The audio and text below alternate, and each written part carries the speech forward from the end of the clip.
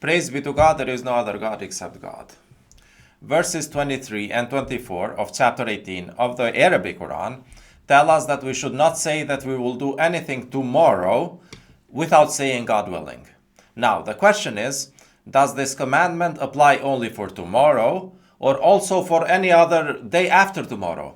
It turns out that this word, which we translate as tomorrow, in the Arabic Quran, it is mentioned and therefore defined in other verses, from which we can deduce that it refers to any day in the future. For example, verse 54:26 says that the disbelievers will find out tomorrow, same word, who the flagrant liar is. Obviously, in this verse, the word tomorrow refers to the distant future, when the day of judgment happens. Again, in verse 59:18, God says, O you who believe, you shall reverence God and let every soul examine what it has sent ahead for tomorrow. Again, here we see that this same word in Arabic is used with a very wide definition, referring to the future, any day in the future. So this means that we should say, God willing, whenever we say that we will do something in the future, whether it is tomorrow or the day after it or any other day after it. Now the question is, what about today?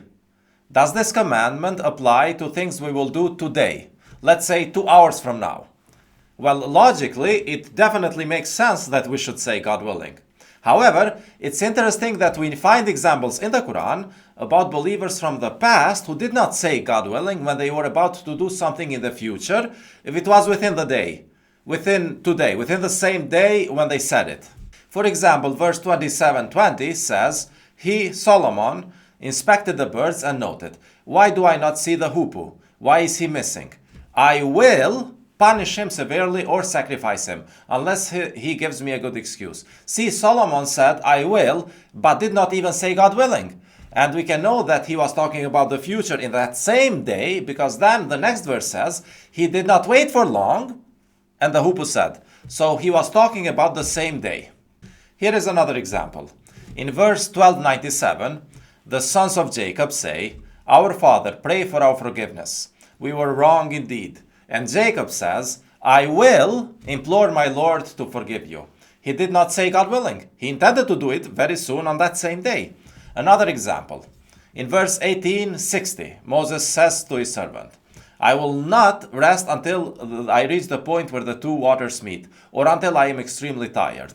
No, God willing. He was doing it on the same day. Another example.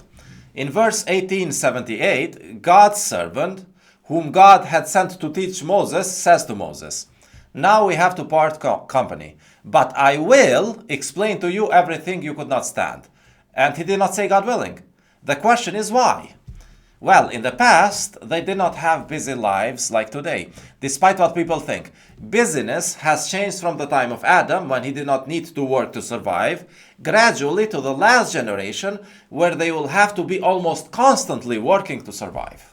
Now, given that the people of the past did not have many interruptions in their daily routine, it was almost completely unlikely that what they said they would do during that day, it would not get done, provided that when they said it, they knew that they have all the means and capabilities and the will to do it, provided that they really meant it and knew that they can do it. Now, why would God leave these examples where righteous people don't say God willing? When actually these days, given the level of interruptions in our daily life, we are not 100% sure about what we will be able to do anyway. And therefore, theoretically, the commandment to say God willing within the same day should apply to us anyway. Well, all these interruptions from a busy life also imply that the person is a professional at whatever he is doing. A busy believer is a professional. If a believer is not that professional, he shouldn't be that busy. And if a believer is busy, he should be a professional. Now, that same busyness, which increases the need to say God willing because of uncertainty, automatically implies professionalism. And when you are a professional, you actually go back to not using the word I will at all. And when you don't say I will, there is no need to say God willing.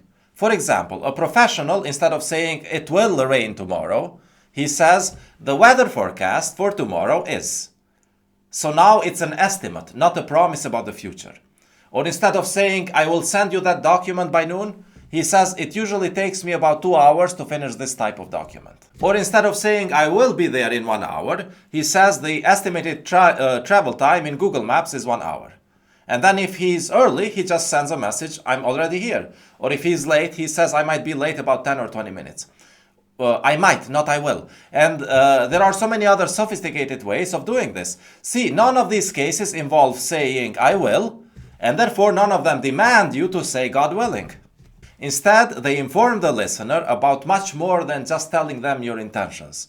They tell the listener more sophisticated information, which is neither a full promise and neither a vague statement of intentions, which does not help at all in a business setting. See, the way a lot of people use the word inshallah in the Middle East, it kills professionalism because it can mean anything in the way they use it. It can mean anything from being 1% sure that he will do it to 99% sure that he will do it. So that statement does not help me at all, except creating distrust in a long-term relationship with that business partner. Instead, a professional person helps you have a clear understanding about what is most likely to happen, but it also leaves a reasonable small possibility that it might not happen. So yes, we should always say God willing, whenever we say that we will do something in the future, whether it is the near future today or the distant future.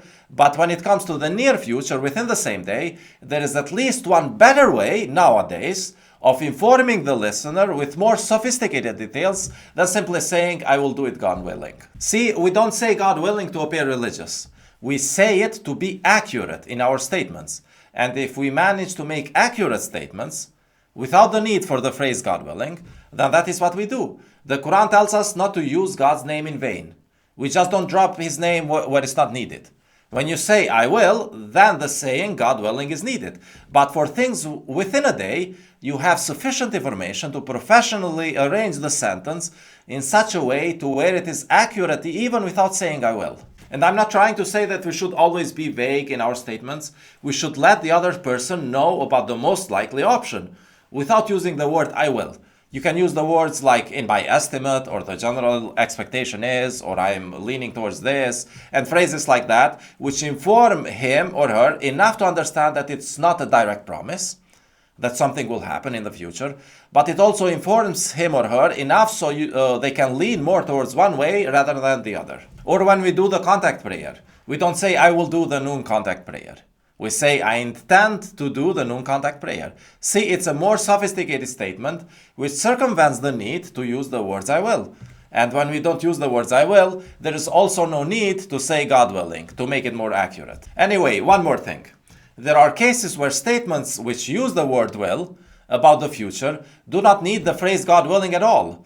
And these are statements which are guaranteed directly in the Quran. For example, we don't say believers will go to heaven God willing. The statement believers will go to heaven is already accurate enough without the need to add the phrase God willing. God has already willed that believers will go to heaven. It's a sure thing about the future. Whether a particular person is truly a believer or not, that's another issue. But all believers will go to heaven, no matter what. And there's no need to add God willing to it.